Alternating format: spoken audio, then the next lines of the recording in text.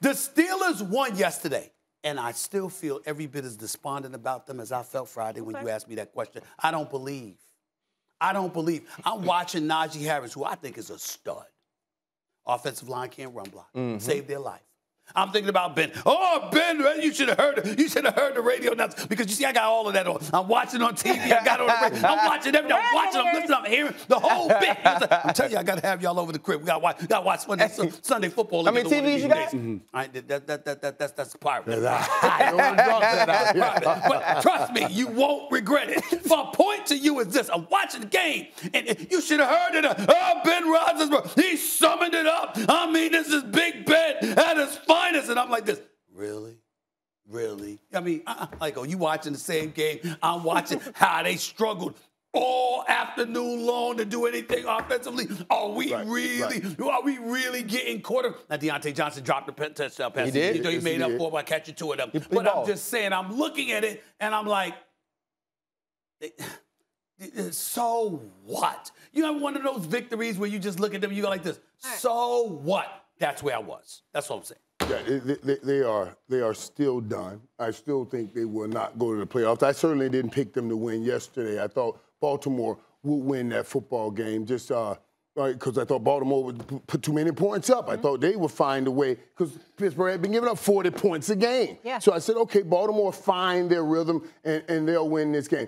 But I'm going to tell you something. The way I saw Baltimore playing defense, though, when you're playing defense and you're getting all these man coverage, Ben can hit you. Ben can still play now. If it's just about finding the right guy, the open guy, and hitting him, I thought they should have played more coverage. Maybe Ben hold the ball a little bit longer. Maybe Ben think a little bit longer to get time to get that rush and then deal with what happens with the run. But they gave them some opportunities and Ben capitalized on it. I don't think Ben can capitalize like that each and every week. Now, see, that's what I agree with. And, you know, Stephen A., man, we know how to do TV, man. You know, like you have an opinion, but you come on here and you do TV. When I picked the Steelers, I was doing TV.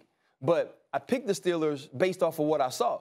You saw that the Steelers struggle against power run games. Baltimore only has the perception of a power run game. They don't have those same runners with all of these guys on injury. The reason the run – you go ahead, Molly. No, I want you to finish. I was just going to ask you to answer if they actually make the playoffs, but keep doing it. No, they don't make the playoffs. Okay. They don't, because I don't think that the Pittsburgh Steelers match up like this against every team.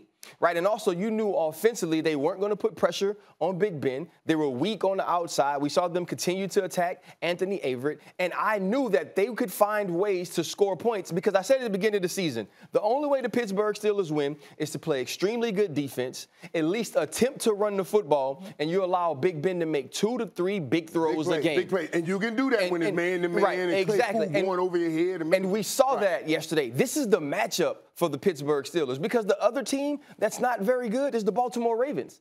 That team has a terrible pass game. They're totally dependent on Lamar Jackson playing great. And Lamar Jackson, Stephen A., to your point that you like to make, has been extremely inaccurate and indecisive in the pass game.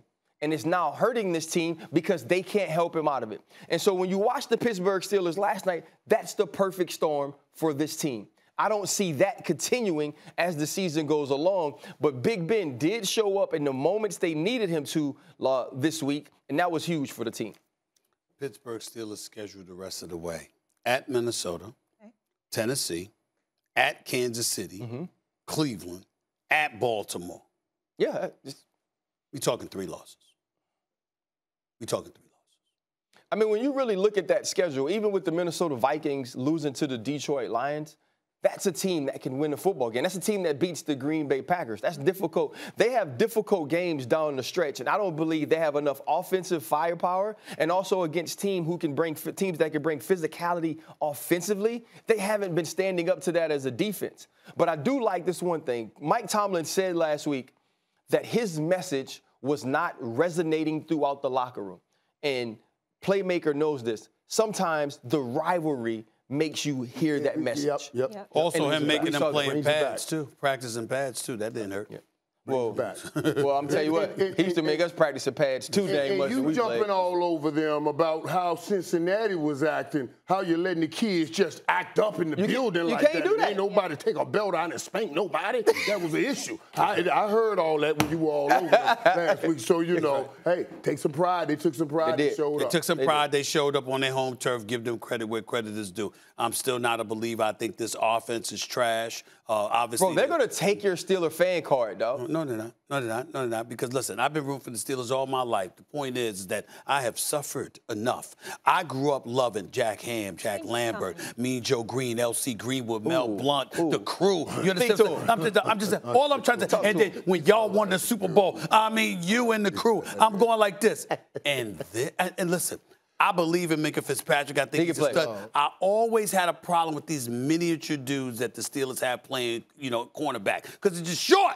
You understand what I'm saying? You got any kind of height, just throw it up there, right? That's a problem.